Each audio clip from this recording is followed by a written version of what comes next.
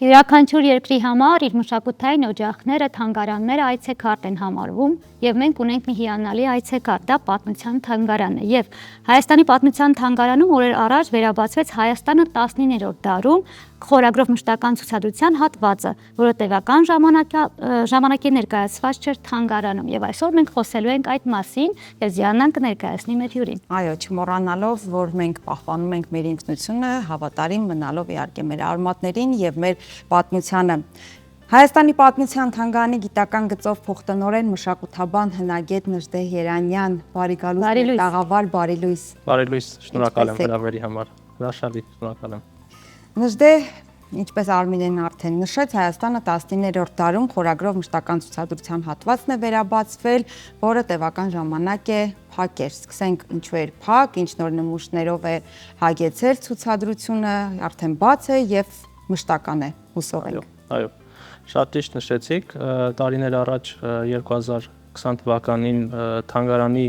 մշտական ցուցադրության սրահները փակվեցին օդափոխման եւ ջերմախոնավային համակարգի անցկացման աշխատանքներով պայմանավորված, շատ կարևոր աշխատանք, որը երկար տարիներ ձգձգվում էր եւ բարեբախտաբար 2020 թվականին հնարավոր եղավ աշխատանքները սկսել եւ դա նաեւ մի առիթ էր, որպեսզի մենք վերանայենք ցուցադրությունները եւ կարողանանք նորովի ներկայացնել, որովհետեւ նախորդ ցուցադրությունը ավելի քան 10 տարի գործում էր եւ կարիք կար նոր մոտեցմամբ, նոր նյութերով, որովհետեւ այդ ընթացքում նաեւ թանգարանը համալրվում է, թանգարանը անընդհատ նոր նյութերով համալրվում է եւ կարիք կար, որ վերանայվեին նաեւ ցուցադրությունները, բայց ասեմ, որ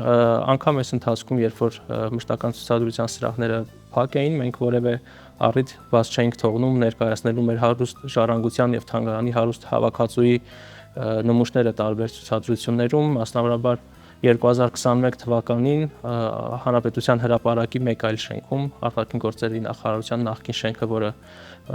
մասնավոր սեփականությամբ է տնօրինվում, կարողացանք պայմանավորվել եւ երկարատև ցուցադրություն անել տարազների եւ ընդհանրապես հանդերձ ցանքի մասերի շատ շքեղ եւ հիշարժան ցուցադրություններ ստացվել եւ դրանից հետո եւս տարբեր ժամանակավոր փոքր ցուցադրություններում հնագիտությունից մինչև մեր օրերը ներկայացնող Հայաստանի տարբեր շրջանները եւ տարբեր փուլերը ներկայացնող ցուցադրություններ լինում էին, կազմակերպում ենք եւ այդ ընթացքում ներկայացվում էր, բայց բարեբախտաբար մի փոքր սպասելուց հետո, բայց արդեն մենք ունենք վերաբացված այս պահին Քարիդարից մինչև 19-րդ դարը ներառող մշտական ցուցադրության հատվածները եւ մեր այցելուները, մեր քաղաքացիները, մեր հյուրերը կարող են գալ, վայելել եւ սովորել եւ իրենց կարծիքը փոխանցել նաեւ։ Նժդեհ, ասեք կոնկրետ այս ցուցադրության համար ինչով եք առաջնորդվել նմուշները ընտրելիս եւ քանի նմուշ կա, ինչի մասին եք շեշտադրում, ինչի վրա եք դրել հենց, որպեսզի գան եւ ինչ տեսնեն։ Շատ կարևոր մի փուլի մասին ենք մենք խոսում, 19-րդ դար, երբ ինչպես ամբողջ թույլ տվեք ասել Եվրոպայում, այնպես նաեւ Հայաստանում ազգային ինքնության ձևավորման շրջաններ եւ մենք կարեւոր է որ խնդիր ունենք ներկայացնելու ոչ միայն քաղաքական պատմությունը, այլ նաեւ սոցիալ-տնտեսական վիճակը, մշակույթը, դա ներառում է թե օրինակ տարբեր ազգագրական հավաքածուներ, տարազային համալիրներ, հանդերձանքի մասեր, ոտնամաններ, արթուզարդի պարագաներ, թե հասարակական միջավայրը, օրինակ հասարակական մամուլը, դպրոցները, այսինքն եւ նաեւ շատ կարեւոր մի շեշտադրում քաղաքական իրավիճակը Հայաստանում, որովհետեւ շատ հանգամանքներով սկսած քաղաքական սահմաններից եւ վերջացած ինքնության տարբեր բաղադրիչներ ձևավորվել կամ այսպես թույլ տվեք ասել ամրացել են հենց 19-րդ դարի տարբեր ժամանակահատվածներում, այսինքն մեր խնդիրն էր օբյեկտիվորեն ներկայացնել այդ ժամանակահատվածը իր բոլոր ասպեկտներով, ինչպես արդեն նշեցի, այդ այն ամենը, ինչը բնութագրում է հենց այդ ժամանակահատվածը 19-րդ դարի։ Այո։ Եվ այցելուների գնահատանքին արդեն արժանացել է։ Մի քանի օր է որ բաց է ցուցադրությունը, բայց արդեն թե հենց այցելուների տեղում արձագանքը լսելով եւ թե նաեւ տարբեր սոցիալական հարթակներում այդ արձագանքը որսալով տեսնում ենք որ արձագանքը եւ այսպես իրենց դիտվածը հիմնականում ավելի դրական է եւ հիացած են այդ հավաքածուները, որտեղ իսկապես մենք հիանալու հավաքածուներ ունենք։ Իսկ կա որևէ ներողություն նմուշ, որը ձեզ համար նույնպես բացահայտում էր եւ դուք նույնպես այսպես զարմացել եւ հիացել եք։ Ասեմ, որ նաեւ ցուցադրության համար մենք կարողացանք, քանի որ հավաքածուն շատ հիմնականում հենված էր ազգագրական նյութերի վրա, մենք նաեւ ցուցադրության համար նոր նյութեր ձեռք բերեցինք մասնավոր հավաքորդներից, շատ տպավորիչ նմուշներից մեկը հավանաբար գիտեք, որ 19-րդ դարում շատ տարածված ազգային թույլ տվեք ասել սիմվոլներից, որը հավակնում էր դառնալ ինչ-որ առումով զինանշան անկախ պետության կամ Հայաստանի, դա Մայր Հայաստանն էր, որը իրենից 19-րդ դարում ձևավորված այդ կերպարը, որը իրենից ներկայացնում էր ավերակների վրա նստած կին եւ որի վրա նշված էին Հայաստանի տարբեր շրջաններ կամ քաղաքներ, հետո այդ սիմվոլը ավելի ուշ նաև զարգացավ, փորձում էին դարձնել անկախ Հայաստանի խորհրդանիշերից կամ զինանշաններից մեկը, տարբեր կերպ ներկայացված է եղել, ավելի ուշ նաև մենք այդ կնոջը տեսնում ենք գոտեպնդված, ամրացած, կանգնած եւ սուրը զենքին, նույն գաղափարը, նույն սիմվոլն է, մենք կարողացանք ձեռք բերել մի թաս, որի վրա ենթադրաբար 19-րդ դարի վերջում կամ 20-րդ դարի սկզբում ներկայացված է Մայր Հայաստանը եւ կուսակցությունների նաեւ բանով զինանշանով, այսինքն աստիճանաբար այդ քաղաքական միտքներ նաեւ հասունանում, միտքներ նաեւ ձևավորում, սա մեր հետաքրքիր կարևոր ցուցանմուշներից մեկն է։ Մեկ այլ խումբ ներկայացնում են այդ ռուս-պարսկական պատերազմի մասնակիցներին վերաբերող, օրինակ գիտեք, որ քչերը հավանաբար գիտեն, բայց կարող են գալ եւ տեսնել ռուս-պարսկական պատերազմի մասնակից հայկական կամավորական ջոկատի դրոշը զինանշանով, բացառիկ մի բան, կամ Էրզրումի Բերդի բանալին, որը եւս Հայաստանի պատմության թանգարանում է պահվում եւ հիմա արդեն ցուցադրությունում ներկայացված է, զենքեր մեր ֆիդայական շարժման տարբեր մասնակիցներից, Զորավար Անդրանիկի մարտական սուրը, որը ով գիտի ինչ մարտերի է մասնակցել եւ ինչ սխրանքներ է գործել, Սև Քարեցի Սակհոյի ատրճանակը, Սեբաստացի Մուրադի զենքը, Մախլուտոյի հերադիտակը, կամ հավաքածուն իսկապես շատ բազմազան է, շատ հետաքրքիր է, կամ հայկական առաջին արտադրության կոնյակները շշալցված հենց այսպես ցուցադրվում է Թայրևի գործարանի պիտակներ, գինու խցաններ, Թիֆլիսում հայ ձեռներեցների արտադրած գազալցված ջրի պիտակներ, այսինքն իսկապես շատ տեսնելու, շատ սովորելու եւ հիանալու շատ բան։ Այո, թերևս բացառիկ ու հետաքրքիր նմուշներ են, արդեն ինձ էլ հետաքրքրեց եւ մի օր կարելի է այցելել եւ ինձ նաեւ հետաքրքիր է նշել դուք թեթև հաճկով կողքից նայելով ինչպես եք նկատում, հատկապես որ տարիքի մարդկանց է հետաքրքրում ցուցադրությունը եւ հայերին թե ավելի շատ օտար երկրացիներին է հետաքրքիր այս ցուցադրությունը։ Դա կարծում եմ մի քիչ ավելի լայն գուցե խոսելու քննարկման թեմա է, բայց ընդհանուր եթե այսպես ինչպես ասացիք թեթև հայացքով եթե կարելի է մի փոքր ինչ որ անդրադարձ անել, կախված գուցե նաև տարվա սեզոնից կամ կախված տարբեր ցուցադրություններից այցելուների խումբը տարբեր է լինում, բայց կարող եմ մի բան հստակ նշել, այս բանը առանց կոնկրետ թվերը նշելու, բայց հստակ կարող եմ ասել, որ վերջին տարիներին մեր քաղաքացիների այցելությունները թանգարաններ աճել է, դրանց մեջ մեծ թիվ են կազմում հենց դպրոցականները, շատ ուրախալի է, որ այդ նշած մեր քաղաքացիների թվում մեծ թիվ են կազմում ընտանիքները, դա շատ կարևոր մշակույթի մի մաս է եւ պետք է հաճախ նաև մենք տարբեր առիթներով հուշենք, հիշեցնենք, որ թանգարանները քարացած տարածքներ չեն, թանգարանները այդ միայն ուղղակի արտեֆակտներ ներկայացնող տարածքներ չեն, դրանք կենթանի տարածքներ են, որտեղ անգամ մշտական ցուցադրություններում հաճախ մենք սկզբունք ենք դրել, որ մշտական ցուցադրությունում պարբերաբար ցուցանմուշները փոխարինվեն մեկ այլ նմանատիպ ցուցանմուշներով, որովհետև իսկապես հավաքածուն շատ մեծ է եւ այդ մեծ հավաքածուի փոքր տոկոսն է ցուցադրվում, որևէ աշխարհի որևէ թանգարանում ամբողջ հավաքածուն բնականաբար չի կարող ցուցադրվել, այդ թվում նաեւ Հայաստանի պատմության թանգարանում։ Դրա համար մենք սկզբունք ենք դրել, որ այդ օրինակ տարազները, գորգերը, տարբեր շրջանները ներկայացնող բարբերաբար փոխանցվեն համարժեք նոր նմուշներով, ել չեմ խոսում արդեն ժամանակավոր ցուցադրությունների մասին, այսինքն եթե կարծում եմ չափազանցված չի լինի, եթե ասեմ, որ ամեն ամիս թանգարան այցելելու առիթ եւ նոր բան տեսնելու առիթ անպայման լինում է։ Այսինքն պետք չի այդ բանը խաչը դնել ու ասել, որ ես թանգարանում եղել եմ, պետք է հետևել անընդհատ, գտնել քո հետաքրքրությունը։ Մենք այս պահին մի բացառիկ ուրիշ ցուցահանդես ունենք, Սրբազան երկխոսություն Լուվրից Հայաստանի պատմության թանգարան։ Չեմ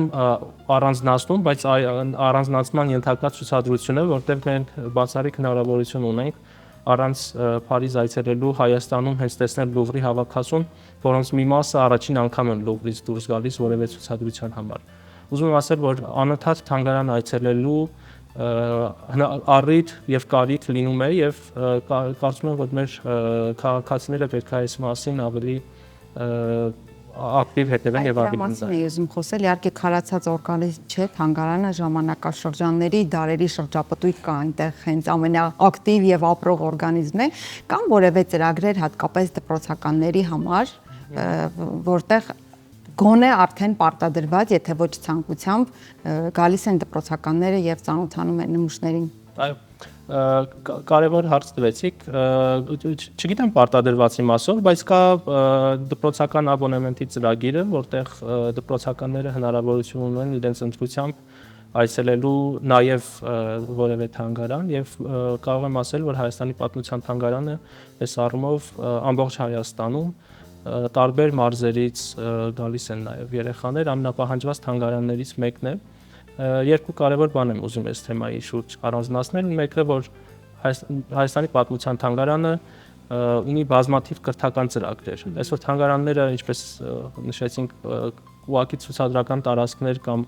միայն ժամանցի վայրեր չեն, այլ նաև գիտելիք ստանալու, կրթվելու հարթակներ են եւ այդ առումով մենք ունենք բազմազան կրթական ծրագրեր տարբեր տարիքային, մեծամասամբ դպրոցական, բայց ոչ միայն դպրոցական տարիքի երեխաների համար, այսինքն բացի ցուցադրությունը նայելը կարող են նաև մասնակցել որևէ կրթական ծրագրի, ինչ որ բան իրենց ձեռքով պատրաստել, ինչ որ մի բան իրենց իմացածով եւ տեսածով փնտրել, ավելացնել, փոփոխել, այսինքն այդ ինտերակտիվ կրթական ծրագիրը այդ ինտերակտիվ հնարավորություններն է տալիս եւ մյուս ծրագիրը, որը կուզեի առանձնացնել, դա թանգարանի շրջիկ արխի միջոցով ցուցադրությունն է, որը վերջին տարիներին մեր թանգարանի հավաքածուից տարբեր պատմական շրջաններ ընդգրկող առարկաների կրկնօրինակով մենք այդպես շրջիկ արխ ենք անունը դրել, ունի նաև իրեն ուղեկցող բաներ,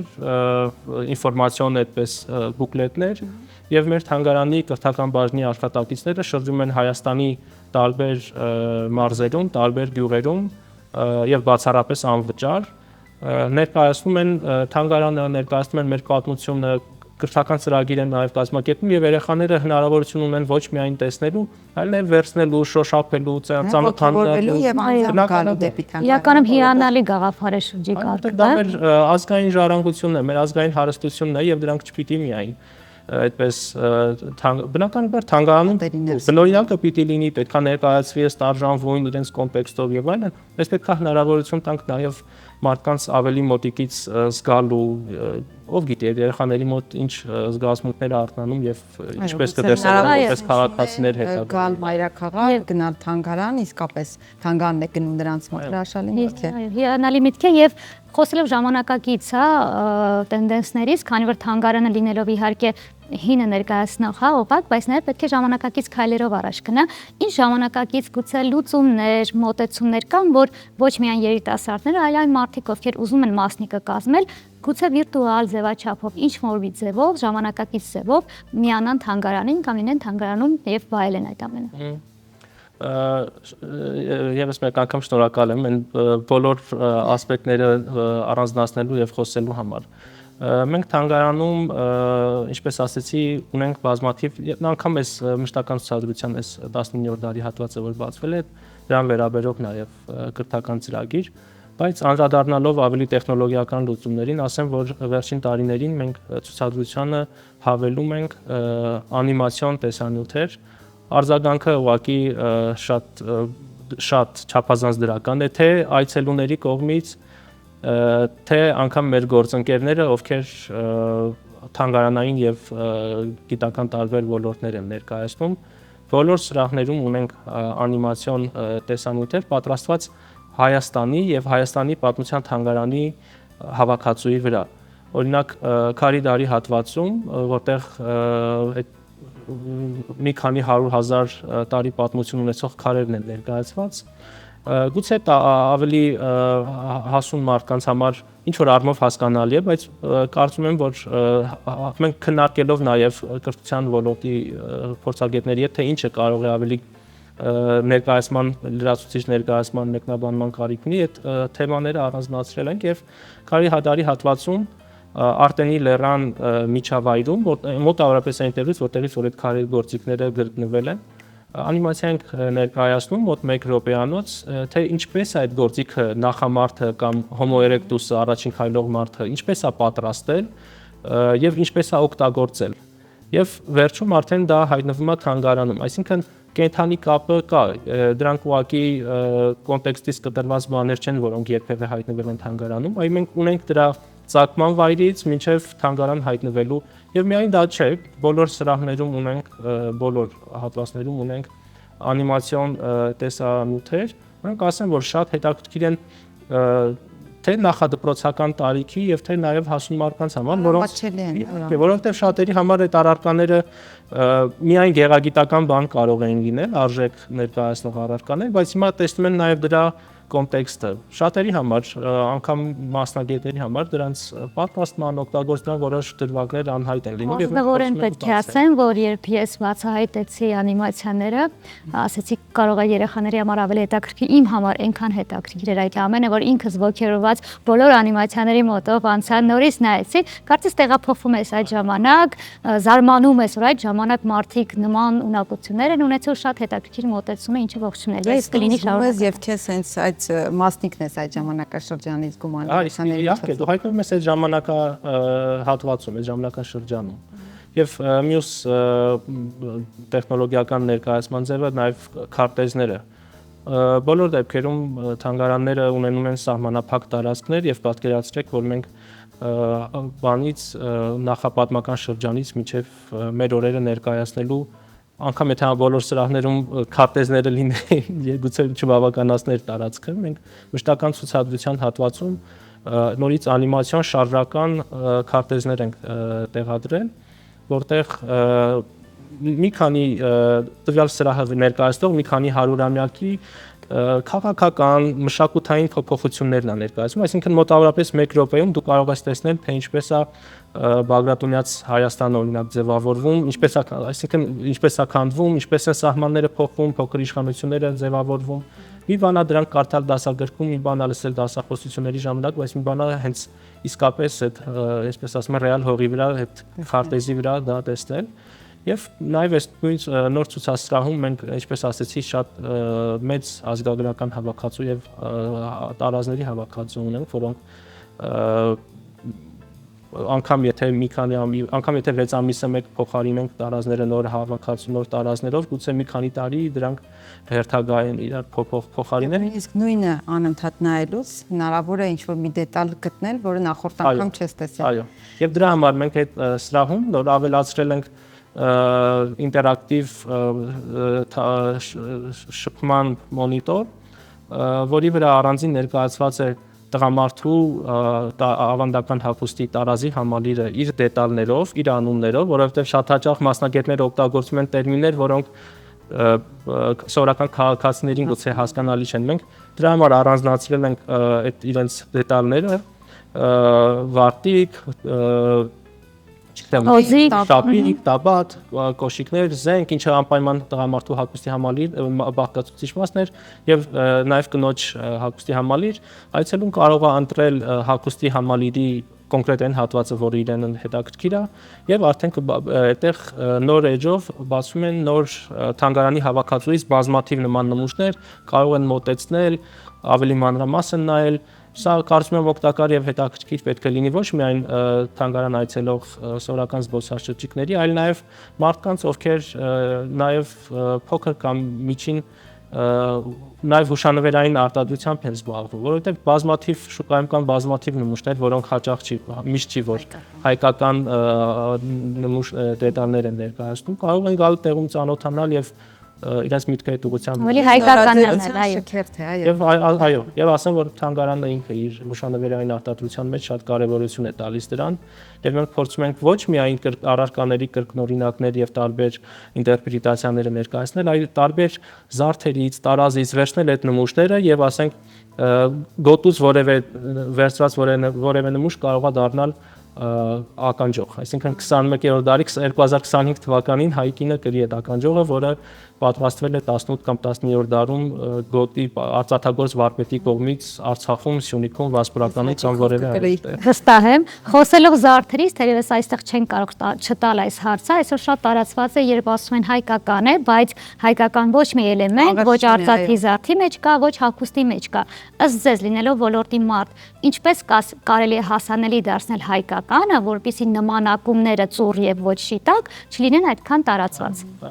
Իսկապես ցավալի հարց է, խնդիր եք ներկայացնում, չգիտեմ ինչն է պատճառը,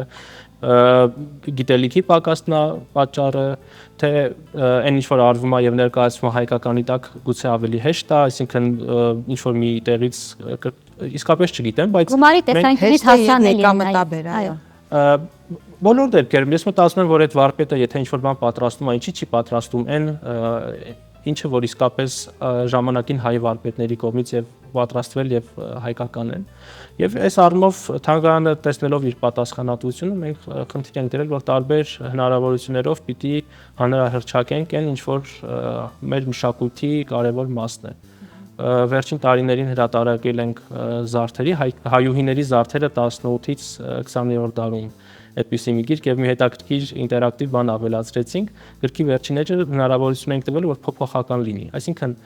գիրքը տպվել է մի քանի 100 օրինակ, բայց այդ մի քանի 100 օրինակի ամենավերջին էջը փոփոխական էր եւ այցելուները ներողություն ընթերցողները նախապատվեր կարող էին անել եւ իրենց ընտանեկան զարդը ներառել գրքում, այսինքն գրքում ծանոթանաք հայ վարպետների պատրաստած զարդերին եւ վերջին էջում լինի այն ինչ որ ձեր ընտանիքին է եւ ասեմ հետաքրքիր արձագանք եղավ բազմաթիվ ընթերցողներ իրենց ընտանեկան տատիկից, մայրիկից կամ իրենց նախնիներից ստացած նմուշները խնդրեցին, ներառեցին, մենք սիրով դրանք նախքան հրատարակելը մեր ռեստավրացիոն լաբորատորիայում մաքրեցինք, մեր լուսանկարիչը բարձր որակի լուսանկար արեց եւ ներառեցին գրքում։ Ուզում եմ ասել, մեր խնդիրը, մեր պատասխանատվությունը միայն ցուցադրություն բացել եւ այցելուներին այսպես դրան մոտ սպասելը չի։ Մենք բոլոր հնարավոր միջոցներով փորձում ենք հանրահրճակել, ինքներս ենք գնում դպրոցներ, ինքներս ենք գնում դեպի այցելուները տարբեր հրատարակություններով, թանգարանային տարբեր ծրագրերով, կրթական ծրագրերով հանրահրճակությունը ոչ միայն տարերի միջև, այլ մերօրյա հասարակության միջև։ Շնորհակալություն Նժդե շատ ճանաչողական հետաքրքիր զրույցի համար, սիրելի հեռուստադիտողներ, ես հիշեցնեմ, որ զրուցում էինք Հայաստանի պատմության թանգարանի գիտական գծով փոխտնօրեն, մշակութաբան, հնագետ Նժդե Երանյանի հետ։ Մենք բարև երկիրն ենք։ Եվ ինչու՞ չէ, հենց այսօր գնացեք պատմության թանգարան, ծանոթացեք բոլոր նմուշներին եւ բացահայտումները ձեզ իհարկե սպասեցնել չեն տա։ Կհանդիպենք քիչ անց։